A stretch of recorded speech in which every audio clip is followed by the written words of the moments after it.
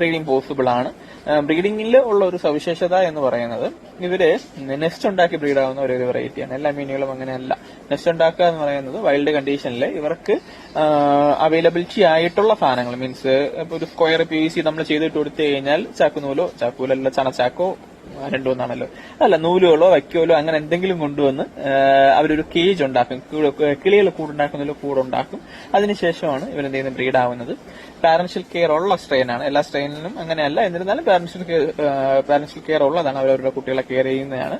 ആദ്യത്തെ ബ്രീഡിംഗ് ഒക്കെ ആണെങ്കിൽ ഫീമെയിലിനെ മാറ്റിയിടുക, അല്ലാന്നുണ്ടെങ്കിൽ അറ്റാക്കിംഗ് ഉണ്ടാകും.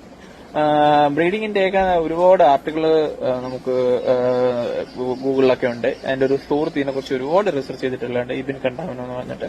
എനിക്കൊന്ന് ഒരുപാട് ആർട്ടിക്കിൾ ഇബിന്റെ ഉണ്ട്. കൂടുതലായിട്ട് ഡീറ്റെയിൽ അറിയണമെങ്കിൽ അവന്റെ സെർച്ച് ചെയ്യാം.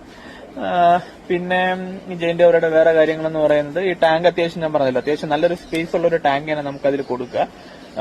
പിന്നെ ഇത്രത്തോളം വലിയ ടാങ്ക് നമ്മൾ കൊടുക്കുമ്പോൾ അത്രത്തോളം അവർക്ക് വളർച്ച കിട്ടും.